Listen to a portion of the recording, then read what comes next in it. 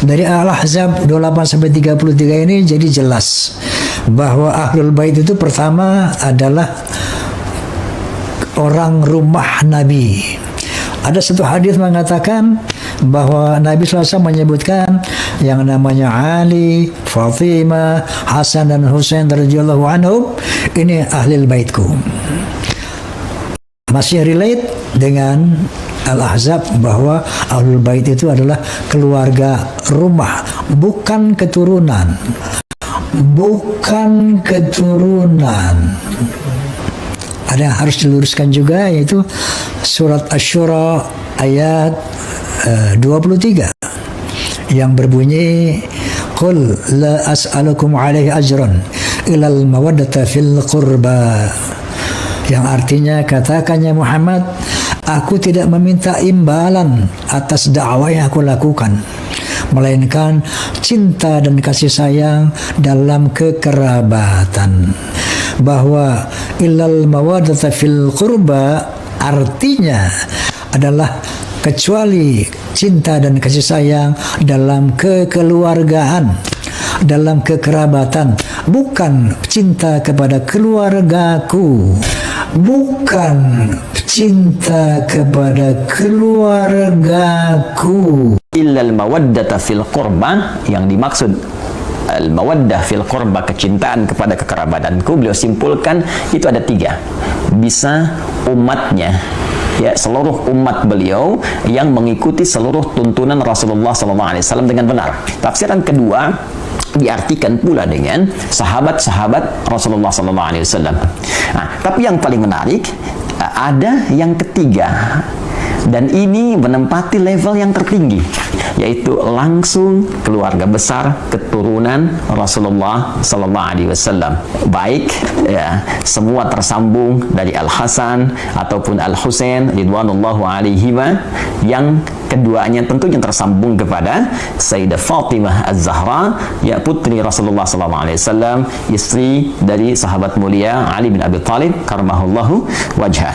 Pemilik tafsir Al-Kasyaf Az-Zamakhsyari menyampaikan setelah riwayat annahu lamma nazalat hadhil ayah, tatkala turunnya ayat ini illal mawaddata fil qurba, kemudian kila dikatakan kepada Rasulullah SAW, ya Rasulullah wa ya Rasulullah, man qarabatuka haula'i alladhina wajabat alaina mawaddatuhum. Ditanyakan kepada Rasulullah ketika ayat ini turun, ya Rasulullah, siapakah yang dimaksud kerabatmu itu yang wajib bagi kami ini menyayangi mereka, mencintai mereka? Maka apa jawab Nabi? Faqala Ali wa Fatimah wa ibnahuma, fathabata anna haula'i al-arba'ah aqarib an-nabi sallallahu alaihi wasallam, adalah Ali, Fatimah dan putra dari keduanya, dan tentunya ini mencakup keturunan-keturunan dari mereka. Maka Al-Imam Fakhr Razi, ya, mengomentari kalimat riwayat tadi mengatakan, maka dengan tetapnya keterangan ini, mereka keturunan Nabi langsung dari Ali, Fatimah, Al-Hasan, Al-Husain ini harus menempati porsi tertinggi dari nilai kasih, cinta, perhatian, tak boleh disakiti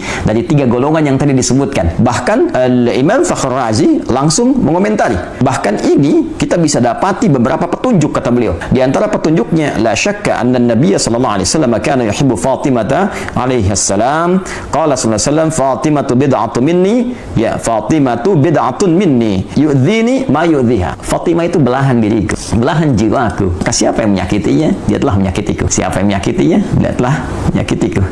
Dan bukankah keturunan dari Fatimah Zahra belahan dari jiwa beliau juga? Bukankah Al-Hasan putra beliau, Al-Husain putra beliau, tentu itu belahan jiwanya.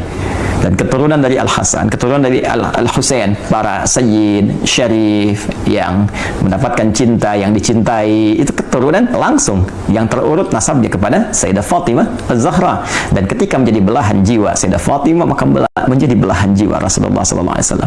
Karena itulah saking tingginya derajat mencintai keluarga besar ini pada level yang pertama sampai dijadikan doa dalam tasyahud. Allahumma salli ala Muhammad wa ala ali Muhammad. Ada juga penguat di tafsir Ibnu Katsir Ini dalil dari Ibnu Katsir yang menguatkan bukan hanya Fatimah radhiyallahu taala anha, Ali bin Abi Thalib dan putra keduanya itu Al Hasan Al Husain. Tidak dicukupkan mawaddah al-qurba fil qurba pada keempatnya. Nah, di antara buktinya apa yang disampaikan oleh Imam Ibnu Katsir dalam tafsirnya, tafsir Al-Qur'anil Azim.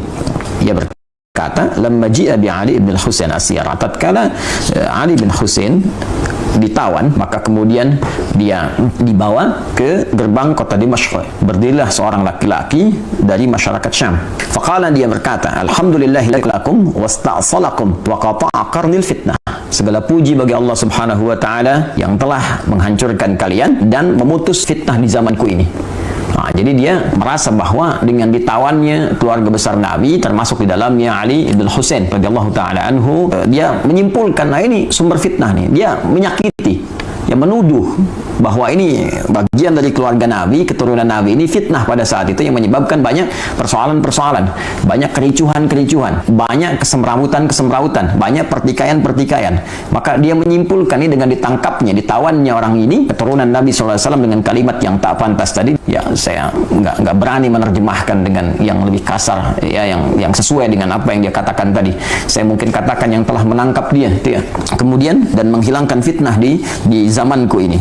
Faqala lahu Ali bin Husain. Maka Ali bin Husain berkata, "Kamu ini baca Quran enggak?" Laki-laki itu berkata, menjawab, "Na'am, ya." "Aqra'ta al-Hamim?" Apa engkau pernah membaca tentang surat di dalamnya ada keluarga besar Hamim? Qala qara'tul Quran. Dia menjawab, "Aku membaca Al-Quran, walam aqra' al-Hamim." Tapi aku enggak pernah baca al-Hamim. Ada keluarga di situ yang diutamakan. Siapa keluarga itu? Maka dijawab oleh Ali bin Husain, "Qala ma qara'ta." Apakah engkau enggak baca? Di ayat 23 tadi, "Qul la as'alukum alaihi ajran illa al-mawaddata fil qurba." Katakan Muhammad sallallahu alaihi wasallam, aku tidak meminta kepada kalian satu upah pun, satu materi pun, kecuali rasa cinta, rasa hormat kepada keluarga keturunan Rasulullah sallallahu alaihi wasallam. Qala, maka orang itu berkata, apakah kalian itu termasuk golongan mereka, keluarga Nabi sallallahu alaihi wasallam? Qala, na'am. Maka Ali bin Husain berkata, ya, kami termasuk golongan itu. Maka setelah mengetahui itu, dia terdiam dan tidak banyak berkomentar lagi dan mengoreksi dirinya, sehingga dia menyadari kesalahan-kesalahan yang dimaksudkan. Maka dijawablah kemudian oleh Amr bin Shu'aib, yang dimaksud di ayat ini spesifik, maksudnya adalah kerabat Nabi sallallahu alaihi wasallam. Jadi bila kita punya keluarga saja kita jaga, kita sayangi, maka demikian Rasulullah menjaga, menyayangi keluarga besarnya, termasuk keturunan-keturunannya. Karena itulah di dalam bahasa Arab, orang yang dicintai disebut dengan mahbub, mahbubun. Orang yang mencintai disebut dengan muhibbun. Kalau kita ingin satukan keduanya, mencintai dan dicintai, maka kalimatnya berubah menjadi habibun. Habib, orang yang dicintai, ya, orang yang sekaligus mencintai. Maka seringkali keturunan-keturunan Rasulullah itu disebut dengan habib, untuk memberikan kesan bahwa keturunan-keturunan Nabi mesti menjaga nilai mawaddah yang diturunkan langsung oleh Rasulullah dengan banyak melahirkan cinta kasih pada sesama, baik dalam bentuk amar ma'ruf ataupun nahi mungkar. Dan saat yang bersamaan ada isyarat kepada kita untuk mencintai mereka, tidak menyakiti mereka, karena menyakiti mereka juga menyakiti langsung kepada Rasulullah SAW. Dengan ini saya bermohon kepada Allah, semoga Allah senantiasa memuliakan kita semua, memuliakan sahabat-sahabat Nabi, dan terkhusus memuliakan, mencintai dan menjaga seluruh keluarga besar Rasulullah SAW sampai dengan keturunannya di masa kini ataupun di masa yang akan datang. Saya pun memohon maaf jika dalam setiap tutur perilaku ada tindakan-tindakan yang boleh jadi menyakiti keluarga besar Rasulullah SAW, dan semoga maaf Anda, kasih sayang Anda menjadikan peluang yang terbuka bagi saya untuk berjumpa dengan Rasulullah SAW dalam keadaan yang gembira bersama Anda semua dalam naungan Allah Subhanahu wa Ta'ala.